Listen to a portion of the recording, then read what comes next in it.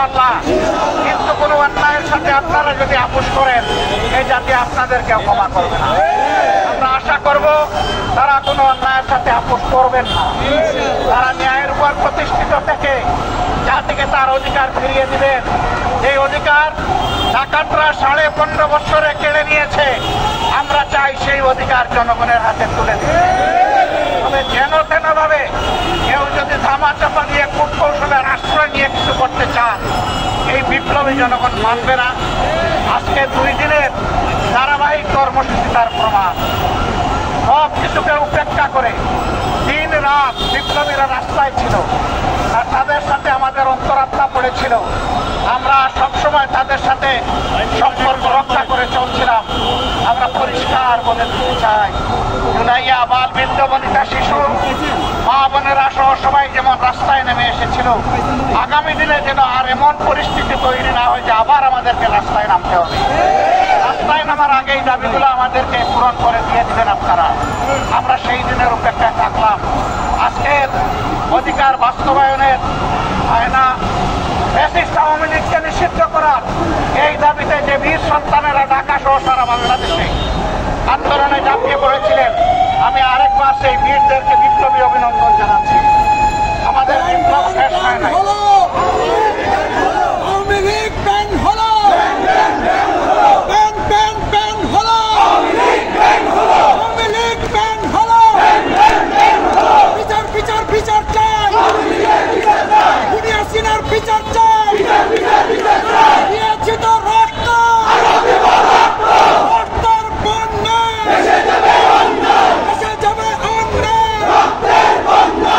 জাতি একবার রক্ত দিতে শিখেছে, সেই জাতিকে কোনো কিছু দিয়ে তো মানা যাবে না।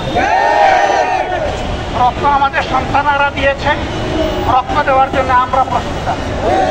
তারপরে ইনশাআল্লাহ এই জাতির অধিকার মহান আল্লাহর সাহায্য নিয়ে আমরা আদায় করে ছাড়ব।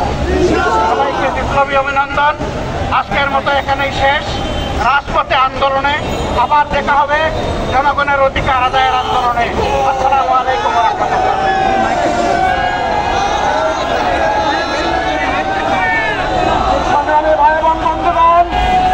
এখন আপনাদের সামনে সমাপনী কথা বলবেন শ্রদ্ধাভাজন জননেতা, কেন্দ্রীয় নির্বাহী পরিষদ সদস্য, মহানগরী উত্তরের সংগ্রামী আমির জনাব সেলিম উদ্দিন। সংগ্রামী বীর জনতা, আজকে দেশবাসীর পক্ষ থেকে আমি সর্বপ্রথম আল্লাহর শুকরিয়া আদায় করছি। সাথে সাথে আমি কৃতজ্ঞতা জ্ঞাপন করছি আমাদের সংগ্রামী আমির জামাতের, যিনি বিপদেও জাতির সাথে থাকেন, সুখের সময় জাতির সাথে থাকেন। আজকে এই মধ্যরাতে আমাদের কষ্টের সাথে আনন্দের সাথে সহানুভূতি প্রকাশে আসার জন্য তাকে দেশবাসীর পক্ষ থেকে বিপ্লবী অভিনন্দন জানাচ্ছি। সংগ্রামী ভাইরা আমার, আমাদের বিজয় এখানেই সমাপ্ত হয়ে যায়নি, আমাদের যুদ্ধ এখানে সমাপ্ত হয়ে যায়নি। বাংলাদেশ থেকে বেশিরভাগ চূড়ান্তভাবে নির্মূল হওয়া পর্যন্ত আমাদের লড়াই, আমাদের সংগ্রাম, আন্দোলন অব্যাহত থাকবে। সবাইকে বিপ্লবী চেতনা নিয়ে আল্লাহর শুকরিয়া আদায় করে করে ফিরে যাওয়ার জন্য, আজকের দিনে কষ্ট করার জন্য শুধু আপনারা নয়, এদেশের যে বীর সন্তানেরা, বিভিন্ন রাজনৈতিক দলের নেতা কর্মীরা, সামাজিক নেতা কর্মীরা, ধর্মীয় নেতৃবৃন্দ যে কষ্ট করেছেন, সবাইকে আমিরে জামাতের পক্ষ থেকে আন্তরিক ধন্যবাদ জ্ঞাপন করে আজকের এই শুকরিয়া সমাবেশ আমরা এখানে সমাপ্ত ঘোষণা করছি। আল্লাহ হাফেজ। আসসালামু আলাইকুম ওয়া রাহমাতুল্লাহি ওয়া বারাকাতুহু।